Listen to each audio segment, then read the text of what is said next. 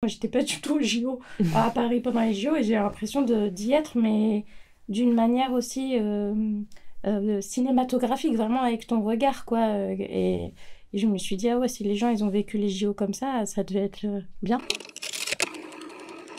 Je m'appelle Valentine Cadic, je suis réalisatrice et j'ai réalisé le film Le Rendez-vous de l'été, qui est sélectionné à la Berlinale en section perspective. Moi, je m'appelle India R et je fais partie du casting du film Le Rendez-vous de l'été de Valentine. Bonjour, bienvenue. Bonjour, bonne journée. Ah madame, le sac ça va pas être possible. J'ai une jeune femme là qui a un sac de voyage rempli d'affaires personnelles non risquées.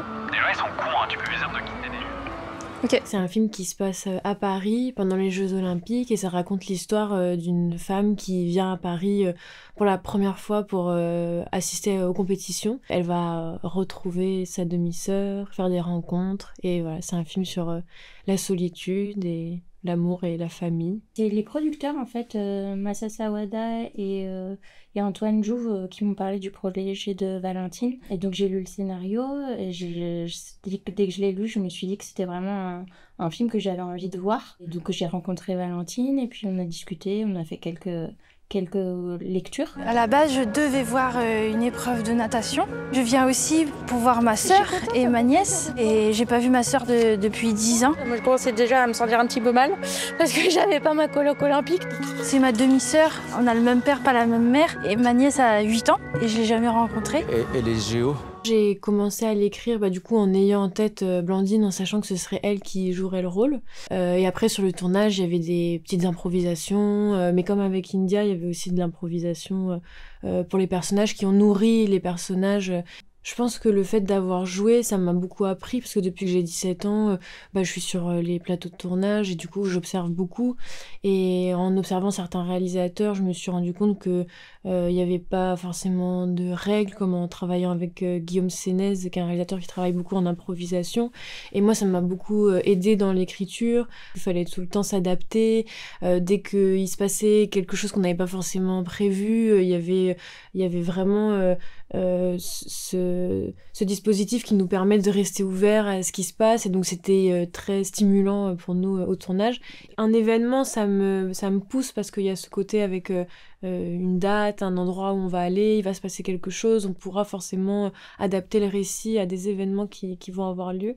Je crois que oui, ce qui m'intéresse là-dedans, c'est de mêler au maximum la fiction avec des événements qui ont vraiment lieu et des plans plus documentaires. Mais en tout cas, moi, ça faisait partie de mon envie de faire le film. C'était de comprendre comment ils allaient pouvoir mettre en place un dispositif aussi qui puisse, être proche du documentaire, rentrer dans les jeux où j'avais envie de voir ça en tant que spectatrice.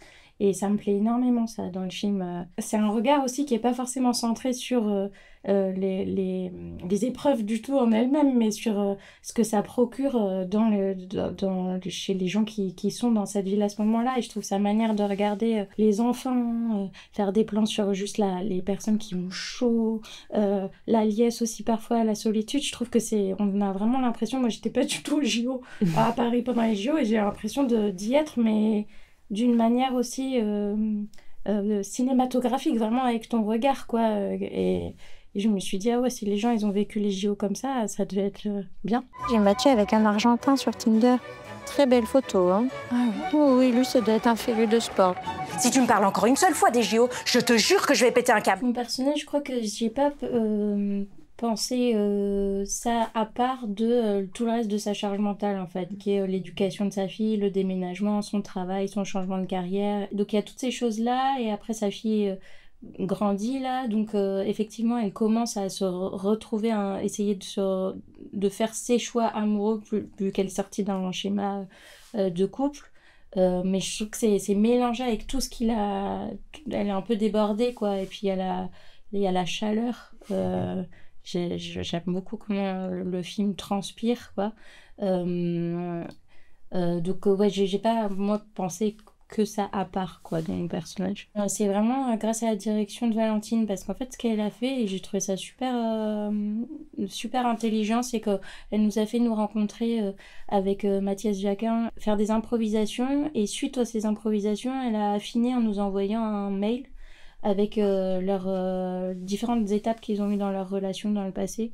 Et donc ça voulait dire comme ça, quand on improvisait, on pouvait faire référence à des événements qui avaient eu lieu. Et aussi, elle avait la même chose pour notre relation de sœur. Parce que on a un passé qui résonne encore dans le présent, mais qui est quand même très lointain. Et donc l'idée, c'était de voir où avaient été les points où elles avaient été ensemble dans leur enfance, où elles s'étaient senties pas appartenir à la même cellule familiale. Et ça, je trouve que c'était très nourrissant. C'est sans doute un travail parfois que les acteurs font seuls. mais moi, pas forcément. Donc moi, ça m'a beaucoup aidé. Flyers, t-shirt anti-JO. Ça vous dit rien ? Rien. Je suis venue simplement pour la natation. C'est ma seule semaine de vacances. Pour moi, les personnes les plus fortes sont des personnes vulnérables, sont des personnes qui osent parler, qui osent dire les choses. Et j'ai un peu ce sentiment-là que, au final, les personnes les plus courageuses et les personnes qui, au final, sont à un endroit qui, je trouve intéressant de parole, c'est des personnes qui sont forcément vulnérables à un moment. C'est quand même un personnage qui... Ouais, c'est ça, qui est à l'écoute. Qui prend le temps de réfléchir à ses sensations et à réfléchir à quand on lui pose une question, à vraiment y réfléchir et répondre avec beaucoup de sincérité. Peut-être c'est ça aussi, c'est une vulnérabilité dans ce cas-là, peut-être. Je suis désolée pour tout à l'heure. Je passe pour une espèce de folle dépressive. Non.